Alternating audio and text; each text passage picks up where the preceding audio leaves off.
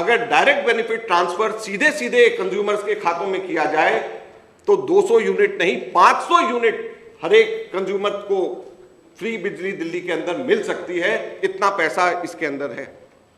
तो हम सब्सिडी हटाने की बात नहीं कर रहे, हम ये कह रहे हैं कि अगर ये सब्सिडी सीधे लोगों के खातों में डाली जाए तो 200 यूनिट फ्री नहीं 500 यूनिट फ्री दिल्ली के अंदर मिलेगी। और ये अभी आगे मैं बताऊंगा कि क्यों कैसे मैं इस फिगर पे पहुंचा हूं।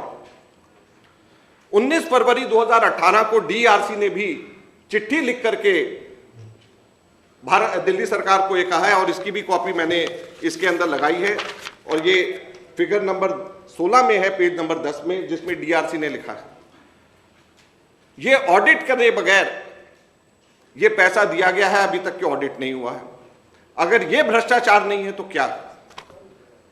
इन कंपनीज के अंदर डायरेक्टर दिल्ली सरकार का कौन बना है? आम आदमी पार्टी सरकार ने डायरेक्टर बनाया है अपनी ही पार्टी के ट्रेजरर एनडी गुप्ता के बेटे नवीन गुप्ता को बीएसईएस का ट्रेजरर बनाया है। अगर ये कॉन्फ्लिक्ट ऑफ इंटरेस्ट नहीं है, अगर ये हितों का टकराव नहीं है तो क्या है? पार्टी अपने ट्रेजरर के बेटे को प्राइवेट कंपनीज के अंदर, प्राइवेट डिस्कॉम जिसको 14,771 करोड़ रुपया जिसको अनऑडिटेड देती है, उसी के अंदर डायरेक्टर अपने ट्रेजरर के बेटे को बनाती है। तो ये कॉन्फ्लिक्ट ऑफ इंटरेस्ट नहीं है तो क्या है?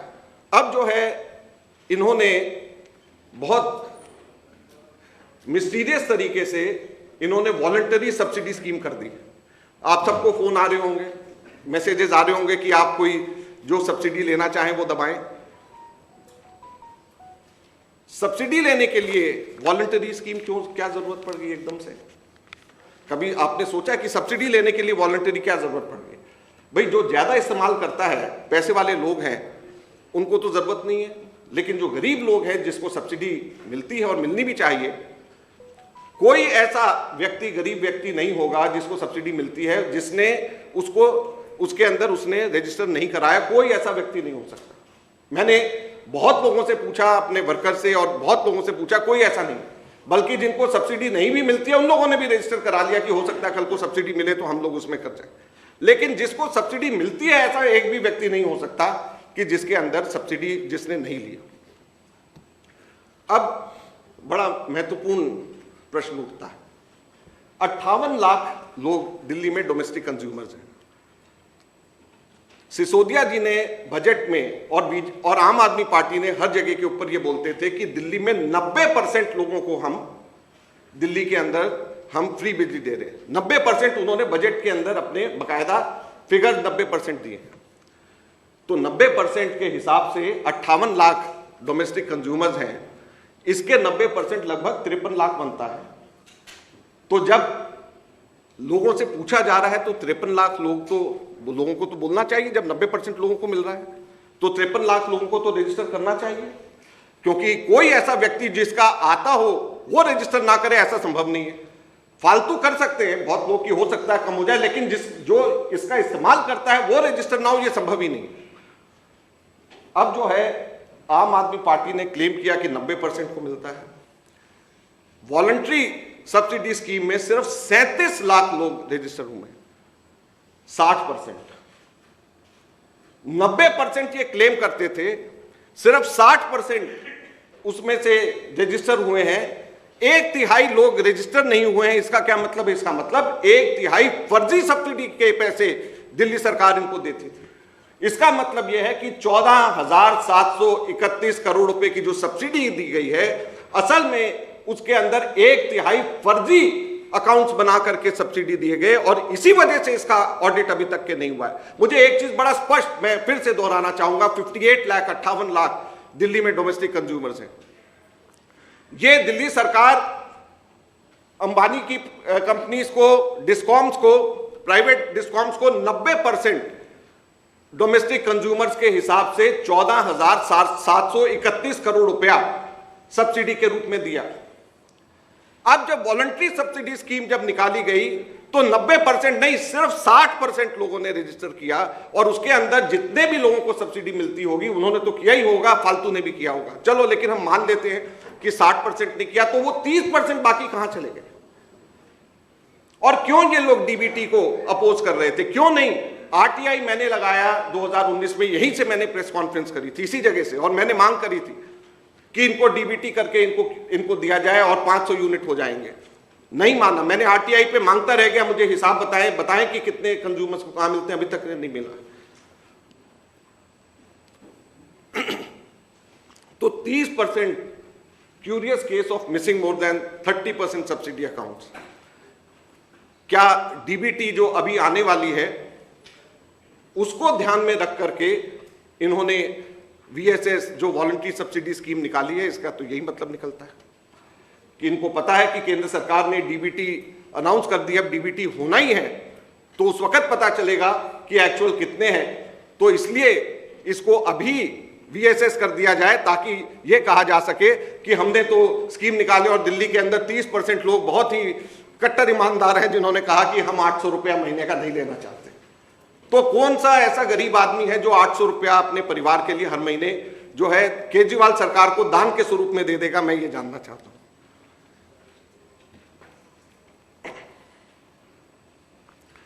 अब इतना बड़ा डिफरेंस इंडस्ट्री और कंज्यूमर और दूसरी कैटेगरी में आ गया है और इतनी सब्सिडी डोमेस्टिक में दे रहे हैं, तो उसमें अनऑडिटेड और बगैर चेक करी प्राइवेट कंपनीज ने क्या करना शुरू कर दिया है, उन्होंने टोटल कंज्यूमर कैटेगरी की यूजेज में ही चेंज कर दिया। डोमेस्टिक कंजम्पशन ये कहते हैं 2015 से में 38.25% था, अब बढ़ करके 58.74% हो गया। जब जिसमें सब्सिडी मिल रही है उसका कंजम्पशन बढ़ा दिया। कमर्शियल का 19.40 से घट करके 16.79 और इंडस्ट्रियल का 10.20 रहा है। इसके अंदर दो कारण हैं। एक तो जैसे मैंने कहा कि पहले दिल्ली से बहुत बड़ी स्केल के अंदर इंडस्ट्रीज और ऑफिसेज शिफ्ट हो रहे हैं, तो जाहिर बात है कि कमर्शियल और इंडस्ट्रियल कम हुआ। लेकिन इसके साथ में यह भी एक कारण है कि जितनी सब्सिडी डोमेस्टिक के अंदर बढ़ रही है, ये अपनी कैटेगराइजेशन चेंज, क्योंकि कोई चेक नहीं है, कोई ऑडिट नहीं है। ये कंपनीज ये कह देती हैं कि हमारे 1 लाख मिलियन यूनिट टोटल इस्तेमाल में से 50,000 मिलियन यूनिट डोमेस्टिक में गया, तो आंख बंद करके उसको मान लिया जाता है और उसके हिसाब से सब्सिडी दे दी जाती है। और ये मैंने ईयर वाइज बताया है कि किस प्रकार से सब्सिडी किस प्रकार से कंज्यूमर कैटेगरी के अंदर परसेंटेज में चेंजेस हुई हैं। और ये लास्ट स्लाइड है जिसमें मिलियन यूनिट्स किस प्रकार से कंज्यूमर कैटेगरी के अंदर चेंजेस हुई हैं ओवर द ईयर्स, ये इसमें दिखाया है।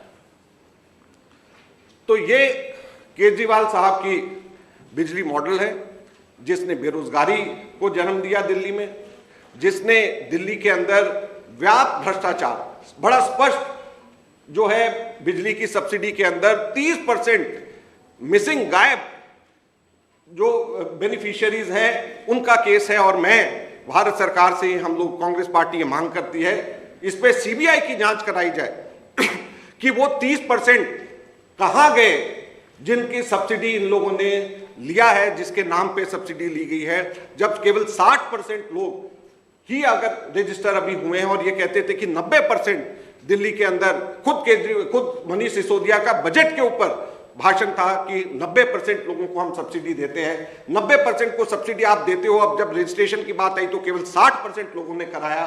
तो ये हिंदुस्तान के अंदर इतना बड़ा स्कैम इन लोगों ने प्राइवेट कंपनीज को अनऑडिटेड पैसे देते हुआ किया, इससे बड़ा भ्रष्टाचार का कोई इवेंट नहीं हो सकता है। बहुत बहुत धन्यवाद।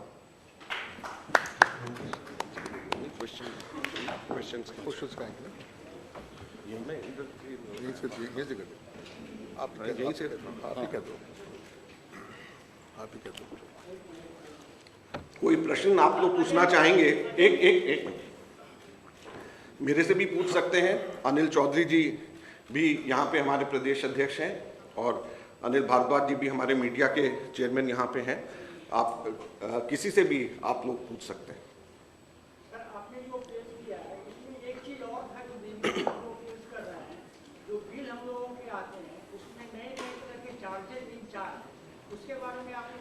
नहीं, ऐसा है कि जो मैंने टोटल एवरेज बताया है तो उसमें सब इंक्लूडेड है। जैसे दिल्ली के अंदर रेगुलेटरी एसेट्स के सरचार्ज 8%, पेंशन ट्रस्ट सरचार्ज 7%, आपका पीपीएसी जो है 16%, टोटल जो है मिला करके पूरे हिंदुस्तान में कहीं पर भी टोटल रेवेन्यू दिल्ली के अंदर जो, जब मैंने बताया 8 रुपीज 67 पैसा है, तो मैं आपको बताना चाहूंगा 6 रुपीज 29 पैसा रेवेन्यू है सर। और 6 रुपीज 29 पैसे के ऊपर जो ये सारे सरचार्जेस वगैरह हैं सब मिलाकर के 8 रुपीज 67 पैसे, ये एवरेज है। तो इतना बड़ा जो है कहीं पर भी पूरे हिंदुस्तान, मैंने पूरा पीएफसी की रिपोर्ट स्टडी करी है, कहीं पर भी इस तरीके से इतने सरचार्ज लगा करके नहीं करेगा।